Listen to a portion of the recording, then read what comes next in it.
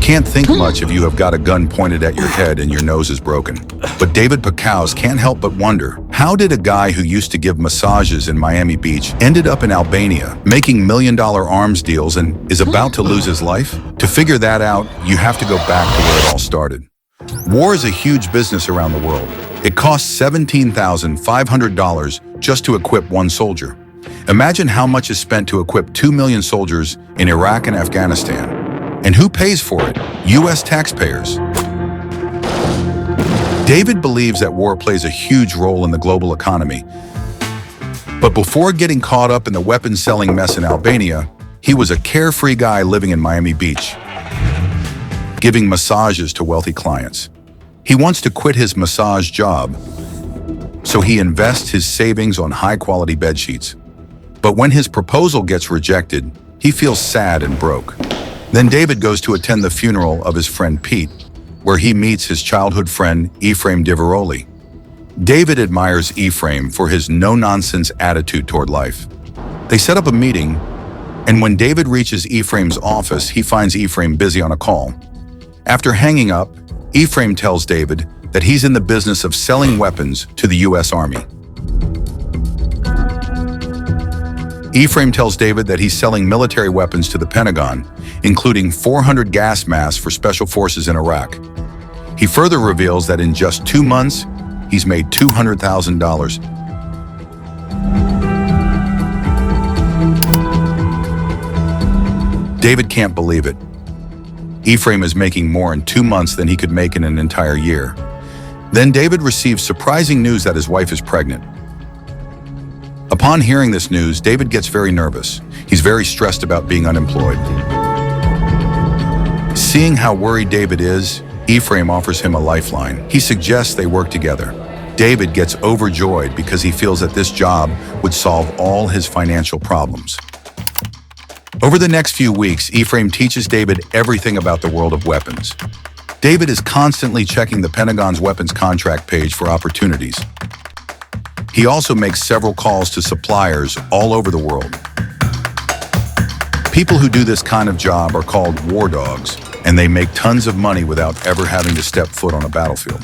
Then one day, Ephraim takes David to meet Ralph Slutsky. Ralph is the guy who finances their deals. In exchange for investing money, Ralph gets 25% of the profits. They're at a small bar after leaving a nightclub when David receives a call from Captain Santos in Baghdad. He offers them a contract to sell Beretta pistols to the army, which are made in Italy. Ephraim was happy that they had landed a huge deal. This contract will net them $600,000, and David's share will be $180,000, which is way more than he could have ever made giving massages.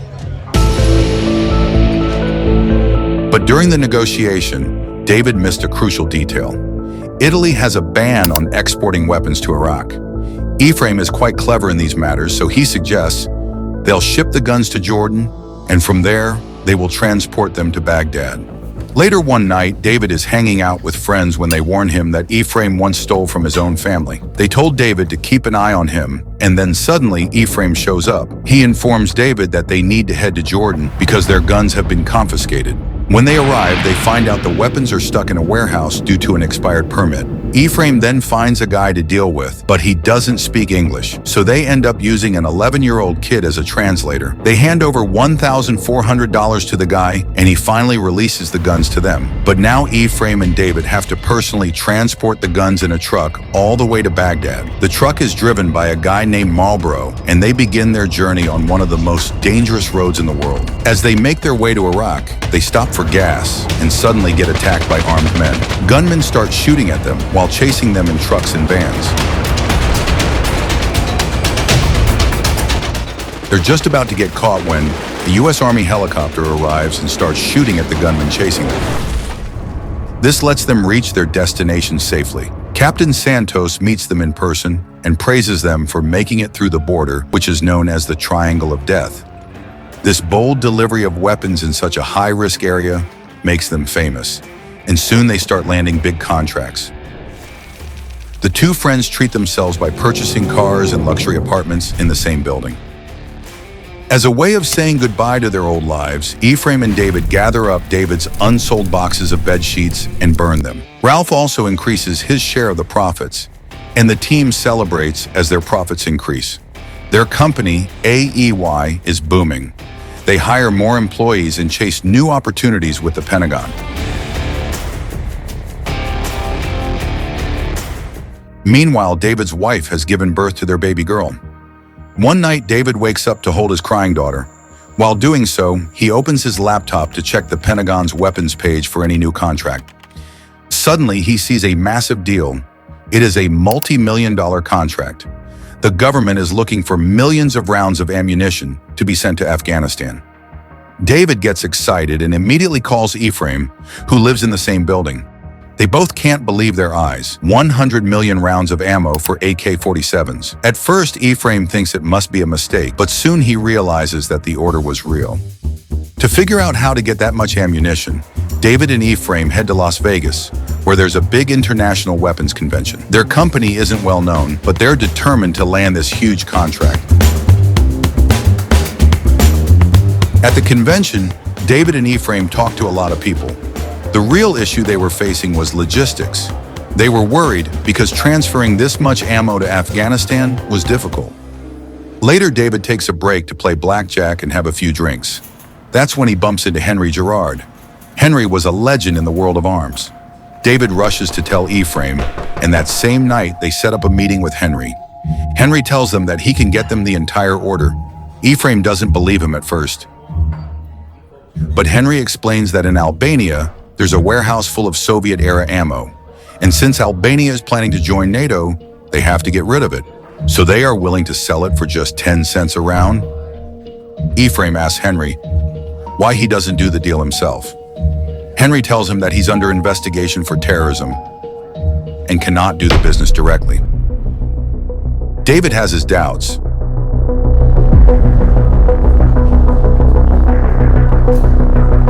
But Ephraim convinces him by saying this is their job. They have to do business with guys like Henry because the US government can't do it directly. Henry then connects them with Albanian sellers, and soon enough, they're landing in a country they'd never even heard of. They're received by a guy who takes them to an old warehouse filled with containers of ammunition. Ephraim has doubts about the quality of ammo, so he tests it by shooting a few rounds. They are satisfied with the quality, and then they head back to Miami to submit their offer. Since this is a multi-million-dollar deal, the government has to check AEY's finances and accounting records. The problem is that they don't even have an accountant. So David and Ephraim end up making fake receipts. To make the company look legit. 2 weeks after the review, the friends finally get the good news. Their bid won. So they travel to Illinois to meet with the military officials. But here they learn something shocking. They find out that AEY's bid was $53 million lower than the competition. Ephraim gets furious, thinking he could have made much more profit.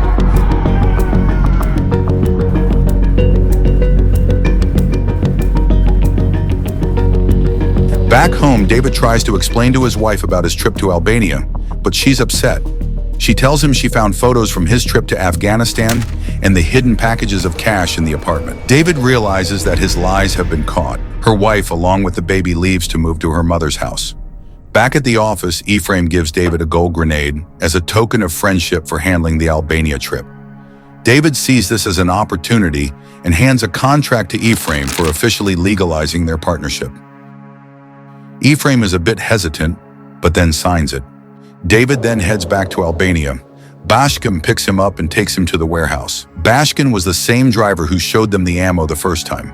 David reaches the warehouse and sees that the boxes are ready to be shipped. But just as they're loading everything onto the plane, David notices something shocking. On all the boxes of AK-47 ammo, letters were written in Chinese. That's when it hits him. They're in deep trouble. The US doesn't do military business with China because of sanctions. David quickly calls Ephraim to tell him about the problem. They both call Henry for help, but Henry tells them it's their problem to deal with. Ephraim then flies to Albania to handle the situation. His plan was to swap the boxes containing Chinese letters with plain cardboard boxes. This way, neither the Americans nor the Afghans will know whether the ammo came from China or Albania. They seek help from Bashkim, who takes them to the owner of a local company. This guy charges them $100,000 to repackage all the ammunition in new boxes. On Christmas Day, David is still stuck in Albania. He has just shipped off the first batch of 5 million bullets and is in a cyber cafe talking to Iz and his daughter Ella. Suddenly, Ephraim calls him to complain. He tells David that Henry is making way more money than they are by paying the Albanian government just 2.5 cents per bullet. David tries to calm him down, but Ephraim wants to cut Henry out of the business completely. A few nights later, while David is fast asleep in his hotel, armed men break in and drag him out of bed. They throw him into the back of a car and take him away. They force him onto his knees and one of them punches him hard in the face. David then spots Henry standing there, holding a gun to his head. Henry coldly asks if David really thought he could push him out of the business. David gets terrified and begs for his life. Henry decides to let him go and leaves him there. David heads back to the warehouse where they're still swapping the ammunition boxes. All he wants is to get out of Albania.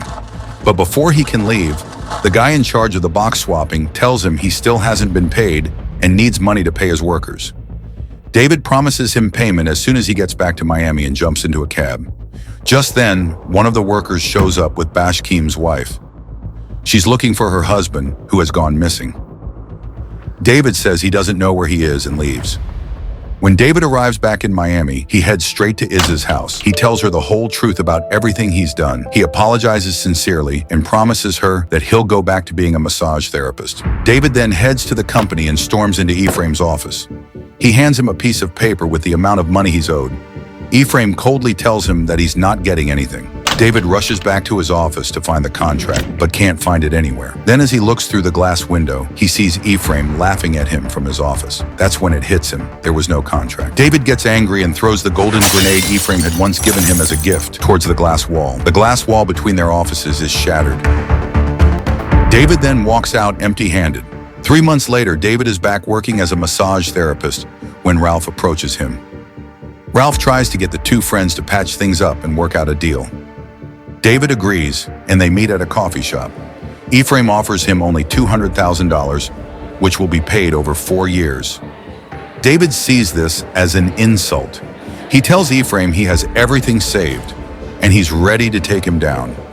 Ephraim warns him that if David tries to sink him, they will both go down, and he storms out without reaching a deal.